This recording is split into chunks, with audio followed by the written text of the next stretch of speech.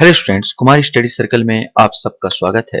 CGPSC mains को देखते हुए फिलॉसफी दर्शन शास्त्र पार्ट 2 यहाँ पर लेके आया हूँ। पार्ट फर्स्ट आप देखना चाहते हैं तो आप मेरे प्लेलिस्ट में जाइए, जहां पर आपको फिलॉसफी वाला प्लेलिस्ट मिलेगा, जिसको दबा के देख सकते हैं। इसके अलावा डिस्क्रिप्शन बॉक्स में भी आप मैं लिंक देता हूँ और वीडियो के अंत में भी लिंक देता हूँ। तो चलिए आप आगे बढ़ते हैं और हम लोग इसको देखते हैं। तो आज हमारा विषय होगा ब्रह्म आत्मा अरित। वैसे तो बहुत भयंकर शब्द है ब्रह्म। इसको जो समझाने का जो कोशिश किया गया हमारे धर्म शास्त्रों में, उसी के आधार बताने की कोशिश करूंगा। अपने ढंग से इसको मैं समझाने की कोशिश करूंगा। कहते हैं ब्रह्म शब्द बृह धातु से बना है, जिसका अर्थ होता बढ़ना, विकसित होना। इस प्रकार ब्रह्म से ही विश्व का विकास हुआ। इस सृष्टि का, इस विश्व का विकास बोल रहे हैं ब्रह्म से हुआ है, और हमेशा ये बढ़ रहा है और गतिमान है। उपनिषदों में ब्रह्म का स्वरूप की व्याख्या या उसकी विशेषता निम्नानुसार बताई गई है। कोई परिभाषा में बांधा नहीं जा सकता इसको। तो ब्रह्म की विशेषताएं बताई गई है और विशेषता के आधार पर समझाया गया है। एक चित्रांकन करके मैं बताने की कोशिश कर रहा हूं। कहते हैं ब्रह्म एक अद्वितीय है। उपनिषद कहता है ब्रह्म एक और अद्वितीय है। ब्रह्म एक और अद्वितीय है, माने एक ठो है, और अद्वितीय माने जिसके समान दूसरा ना हो। वह द्वैत से शून्य है। द्वैत माने दो। जैसे मैंने कहा, हम लोग द्वैत बात की, हम लोग कल्पना आपने सुना होगा। हम लोग आत्मा की कल्पना करते हैं और परमात्मा की कल्पना करते हैं। तो जो आत्मा और कहता है यहां परमात्मा है, यहां पर दुनिया में आत्मा और परमात्मा है, ऐसे कहने वाले जो कहते हैं वो द्वैतवाद है।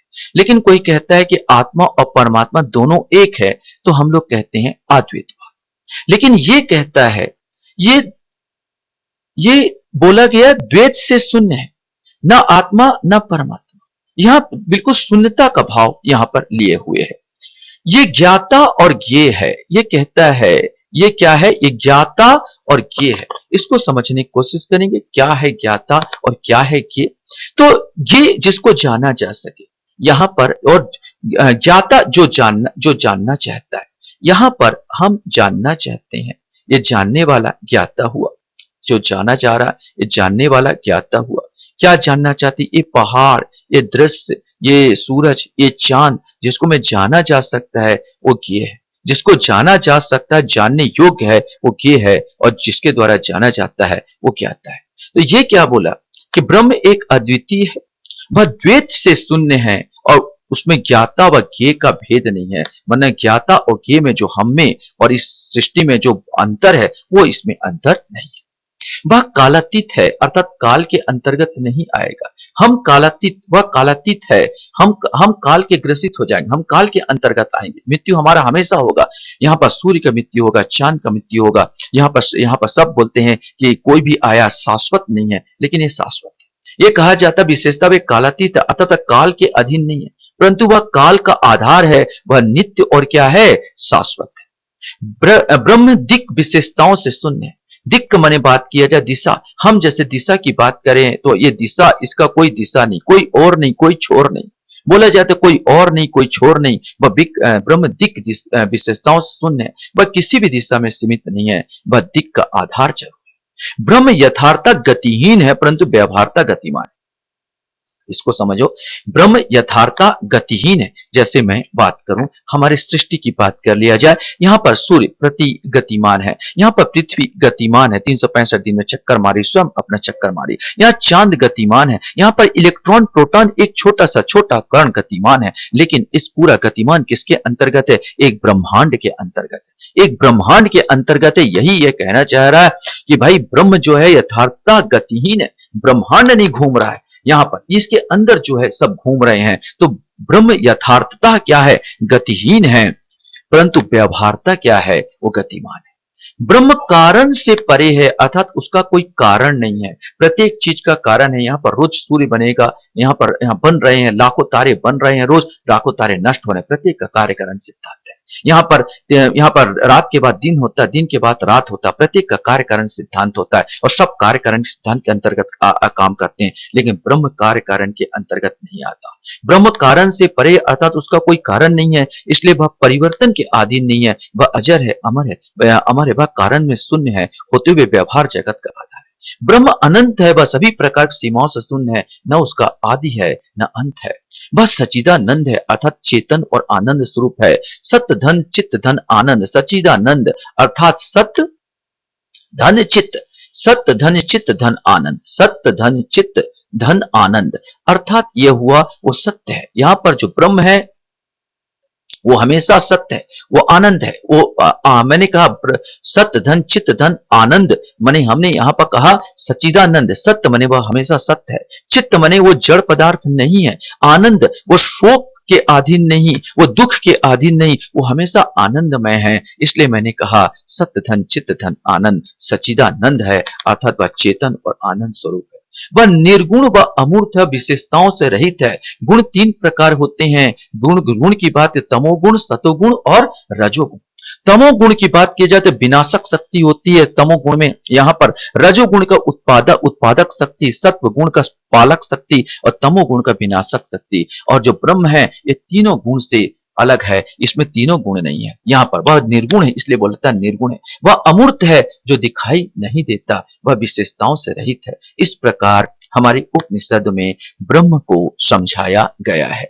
आपको भी जो लिखना होगा इन्हीं के आधार पर लिखा जाएगा। आप थोड़ा सा पहले समझने की कोशिश करोगे, इसके बाद लिखने का प्रयास करोगे। वास्तव में आगे बताऊं तो उपनिषद में ब्रह्म को दो रूप माने गए हैं, पर ब्रह्म और अपर ब्रह्म। दो भागों में डिवाइड किया गया, पर ब्रह्म और अपर ब्रह्म। पर ब्रह्म क्या है इसको देखते हैं तो पर ब्रह्म कहता है पर ब्रह्म असीम, जिसकी कोई सीमा ना हो, निर्गुण जो गुणों से रहित हो, न तमोगुण न रजोगुण न सतोगुण, निर्विशेष की बात कर रहा है। निर्विशेष सदा एक रूप रहने वाला, निर्विशेष माने सदा एक ही रूप में रहने वाला, उसका कोई समान आकार मतलब समान आकार का रहने वाला, कोई रूप परिवर्तन नहीं आएगा। निर्विशेष निष्प्रपंच जो प्रपंच से रहित, कोई प्रपंच नहीं उसके पास, कोई छल कपट नहीं, और अमूर्त अर्थात जो दिखाई ना देता, वह स्थिर है। निर्गुण होने के कारण ब्रह्म उपासना का विषय नहीं है। पर ब्रह्म की व्याख्या उपनिषद में नेति नेति अर्थात इसको यह नहीं यह नहीं, मैं बोलूंगा वो सूर्य है नहीं, मैं बोलूंगा क्या ब्रह्म प्रकाश है नहीं, मैं बोलूंगा क्या ब्रह्म क्या बोलना आत्मा है बोला नहीं। नेति नेति मतलब नहीं नहीं, ये नहीं करके समझाया गया है। पर ब्रह्म को ब्रह्म कहा गया। अपर ब्रह्म ससीम, जिसकी एक सीमा होती है, लिमिटेशन होता है। सगुण तीनों गुणों से युक्त होता है, तो तमोगुण सतोगुण और रजोगुण। सविशेष जिसमें विशेषताएं पाई जाती है, सप्रपंच जिसमें प्रपंच पाया जाता है, और मूर्त जो दिखाई देता है, ये बोलते हैं अपर ब्रह्म। और अपर ब्रह्म अस्थिर है, मानो यहाँ पर अपर ब्रह्म अस्थिर है। सगुण होने के कारण वह उपासना का विषय है अर्थात उसकी पूजा की जा सकती है। अपर ब्रह्म की व्याख्या इति इति माने ईश्वर ये है, सृष्टि ये है, ये कहकर किया जाता है। इति इति कहकर की गई, अपर ब्रह्म को ईश्वर कहा गया। तो ये दो भागों में इसको डिवाइड करके बनाया गया, पर ब्रह्म और अपर ब्रह्म। अब अपन चलेंगे आत्मा। आत्मा क्या है इसको देखने की हम लोग कोशिश करते हैं। तो उपनिषदों में आत्मा को शरीर से पृथक माना गया है, माने शरीर अलग है, ये शरीर अलग है, और शरीर के अंदर निवास करने वाला जो आत्मा है ये अलग है। शरीर अलग और शरीर में निवास करने वाला आत्मा अलग है, ये कह रहा है। तो अपन यही करके समझ में कोशिश करेंगे यहाँ पर कि उपनिषद में आत्मा को शरीर से पृथक माना गया। आत्मा और ब्रह्म को अभिन्न स्वीकार किया गया। आत्मा और ब्रह्म को एक दूसरे का पर्याय माना गया है। उपनिषदों में कहा गया तत्त्वम असि अर्थात वह ब्रह्म तुम आत्मा हो, तथा अहम ब्रह्मास्मि अर्थात आत्मा ब्रह्म हूं। यहाँ पर अर्थात मैं माने आत्मा ब्रह्म। इस प्रकार आत्मा को चरम तत्व माना गया। उपनिषदों में आत्मा को स्वरूप की व्याख्या अनुसार की गई है, माने जो ब्रह्म है वही आत्मा है, जो आत्मा है वही ब्रह्म है। यहाँ पर आत्मा को भी विशेषता के आधार पर इसको निरूपित किया गया है।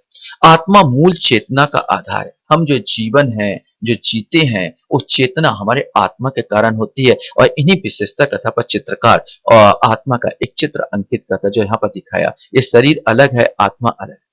वह नित्य और सर्वव्यापी, वो हमेशा वो सर्वव्यापी सब जगह विद्यमान है आत्मा। वह ज्ञाता और ज्ञेय नहीं है। ज्ञाता वह ज्ञाता है, सॉरी वह ज्ञाता है, ज्ञेय नहीं है। उसको जाना नहीं, उसको जानने का समान वो नहीं है। वो खुद वो जानता है, वो वहां पर तो वो ज्ञाता है, वो क्या है, ज्ञेय नहीं है। वह शरीर नहीं है, वह शरीर नहीं है। आत्मा आत्मा वह भी नहीं है जिसकी अनुभूति स्वप्न निद्रा अवस्था में होती है। आत्मा रोग, जरा और मृत्यु से मुक्त है। आत्मा रोग, उसको कोई बीमारी नहीं पकड़ती, जरा मानो वृद्ध नहीं होता, और मृत्यु से मुक्त है, उसकी मृत्यु नहीं होती, उसको मार नहीं सकता। बस शोक, भूख, प्यास से मुक्त, उसको भूख नहीं लगती, उसको दुख नहीं होता, उसको कोई प्यास नहीं लगती। यहाँ पर वह पाप से मुक्त है, ना उसको पाप लगता है। तो यहाँ पर आत्मा को भी जो परिभाषित किया गया, उनकी विशेषता के आधार पर चित्रकार ने उसी ढंग से यहाँ पर बनाने की कोशिश की, कल्पना किया गया, ये हमारे उपनिषदों के आधार पर। आत्मा दृश्य का नहीं, अनुभूति का विषय है। आत्मा को देखा नहीं जा सकता, वहां पर वो अनुभूति किया जा सकता। आत्मा सच्चिदानंद है, जिस प्रकार ब्रह्म सच्चिदानंद, सत्य धन चित्त धन आनंद, वैसा आत्मा भी सच्चिदानंद है। आत्मा आत्म चैतन्य है, स्वप्रकाश है, वह स्वतः सिद्ध है। विभिन्न उपनिषदों में आत्मा को अलग अलग दृष्टांत माने उदाहरण समझाया गया। कट उपनिषद में आत्मा को रथ के स्वामी के समान बताया गया है। यह शरीर की तुलना रथ से, माने रथ से, इंद्रियों की तुलना घोड़े से, तथा मन की तुलना लगाम से, रथ के स्वामी की तुलना आत्मा से की गई। मतलब एक रथ होता है, इसमें दो घोड़े होते हैं, यहाँ पर ये घोड़ा है, यहाँ पर घोड़ा है, और घोड़ा में ये रथ है, यहाँ पर पहिया है, ये चका है, रथ का एक स्वामी है, और ये लगाम है। तो लगाम जो है, ये लगाम जो है, उसको मन कह दिया गया है। यहाँ पर कठ उपनिषद में आत्मा का रथ का स्वामी, आत्मा, ये जो आत्मा है, स्वामी जो होता है रथ का, उसको आत्मा का स्वामी समान बताया गया है। शरीर की तुलना रथ से, माने जो शरीर है वो रथ से, जो शरीर है, मान लो ये पूरा रथ जो है वो वास्तव में शरीर है, ये रथ जो है शरीर है। लगाम को बोला इंद्रियों की तुलना घोड़े से, और इंद्रियां जैसे नाक, कान, मुंह है ना, ये सब एक घोड़े से कर दिया गया है। और मन की तुलना ये लगाम से कर दिया गया है। रथ का स्वामी की तुलना आत्मा से कर दी गई है। इस प्रकार किसमें, कठ उपनिषद में बताया गया। छंदोग उपनिषद में आत्मा को जल में घुले हुए नमक के समान माना गया। जिस प्रकार जल में घुला हुआ नमक दिखाई नहीं देता, परंतु जल के प्रत्येक कण में विद्यमान होता है, उसे केवल अनुभूति चक्कर से जाना जा सकता है कि नमकीन है कि मीठा है। उसी प्रकार आत्मा अदृश्य होते हुए भी सर्वत्र व्याप्त होते हैं, और उसे केवल अनुभूति से जाना जा सकता है। अब हमारे सामने आता है रित क्या है। तो रित का शाब्दिक अर्थ है उचित। रित का अर्थ है जगत की व्यवस्था। रित का वह नियम है जो प्राकृतिक और नैतिक जगत में कार्यान्वित है। इनके तीन आयाम है। मतलब ये छोटा छोटा मोटा कह दिया जाए तो प्राकृतिक और नैतिक नियम को ही हम लोग रित कहते हैं। आपने देखा होगा सूर्य होता है, सूर्य के चारों ओर जितने ग्रह है ये चक्कर लगाते हैं निश्चित नियम पर। जैसे पृथ्वी की बात करूं तो 365 दिन में चक्कर लगाएगा, मतलब चक्कर लगाएगा, और रात के बाद दिन होगा और दिन के बाद रात होगा। ये एक निश्चित नियम है, ये ऋत है। यहाँ पर माने हम यहाँ पर देखते हैं गर्मी के बाद बरसात होती है, बरसात के बाद फिर गर्मी आती है। मतलब मिलाकर दो ऋतु मेन होता है, गर्मी और बरसात। माने एक गर्मी आई, इसके बाद बरसात आएगी, बरसात के बाद गर्मी आएगी, शीत ऋतु बीच में आ जाता है। तो एक निश्चित नियम के तहत होता है, ये ऋत है। ऋत प्राकृतिक नियम है। उसी प्रकार नैतिक नियम होते हैं, हमारे समाज के नियम होते हैं, और नैतिक नियम के अंतर्गत आते हैं। तो हम कहते हैं ऋत मतलब सीधा सीधा उचित नियम कह दो तो हम उसको कहते हैं ऋत। ऋत के तीन भाग में प्राकृतिक नियम, इसके अंतर्गत ऋत वह नियम है जो ब्रह्मांडी पिंडों, सूर्य, चंद्र आदि तथा प्राकृतिक वस्तुओं, समुद्र, नदी आदि का संचालन करता है। नैतिक नियम, इसके अंतर्गत ऋत वह नियम जो मानवों के बीच नैतिक कर्तव्य के रूप में व्याप्त है। नैतिक नियम उपनिषद में कर्म नियम के परिणित हो जाता है। कर्म नियम के अनुसार किए गए कर्म का फल अवश्य मिलता है। अर्थात जो भी आप कर्म करोगे उसका फल अवश्य मिलेगा। ऐसा नहीं हो सकता कि आप कर्म करो और आपको फल न मिले। अच्छे कर्म का फल शुभ और बुरे कामों का फल क्या होगा, अशुभ होता है। कर्म नियम के अंतर्गत कृत प्रणाश, किए गए कर्मों का नाश ना होना। माने यहाँ पर जो आप कर्म करो और आपको फल ना मिले, कर्म करो उसका नाश हो जाए, ऐसा नहीं हो सकता। कर्म का कभी नाश नहीं होता, इसको बोलते हैं कृत प्रणाश। उसी प्रकार आकृत भ्युपगम, आकृत भ्युपगम, नहीं किए गए कर्मों का फल ना मिलना। आपने जो कर्म किया ही नहीं है उसका फल भी आपको नहीं भोगना पड़ेगा। इस नियम के अनुसार होता आकृत भ्युपगम की अवधारणा आती है। माने कर्म का नियम इसके अंतर्गत आता है। फिर तीसरा जो नियम आता है कर्म कांड नियम, इस रूप में ऋत धार्मिक क्रियाओं का एक नियम है। जैसे हवन करना, यज्ञ करना, ये करना, ये कर्म कांडी नियम ये ऋत के अंतर्गत आते हैं। इस प्रकार हम तीन नियम यहाँ पर देखते हैं। हम यहाँ पर तीन प्राकृतिक नियम, फिर प्राकृतिक नियम जो प्राकृतिक रूप से घटित होता है, फिर नैतिक नियम होता है। नैतिक नियम माने आप अच्छा कर्म का फल अच्छा और बुरा कर्म का फल बुरा, और जो काम आपने किया ही नहीं है उसको फल आपको नहीं मिलेगा, और जो काम आपने किया है उसका फल आपको अवश्य मिलेगा। ये नैतिक नियम है। और इसके बाद आता है आपका कर्मकांडी नियम, जैसे यज्ञ यज्ञ आता, धार्मिक क्रियाएं आता है, ये कर्मकांडी नियम। तो रीत जो है नियमों का संग्रह है। इसके 3 नियम हमने बताए। एक, रीत का पालन देवी देवता व प्रकृति के सभी अवयव करते हैं। रीत के संचालन व संरक्षक वरुण देव को माना जाता है। वेदों में उन्हें ऋतस्य गोपा अर्थात रीत का संरक्षक कहा गया है। तो ये पूरा मैंने आपको 3 चीज यहाँ पर समझाया। तो आशा करता हूँ ये वीडियो आपको अच्छा लगा होगा। वीडियो वॉच करने के लिए धन्यवाद। Thank you very much.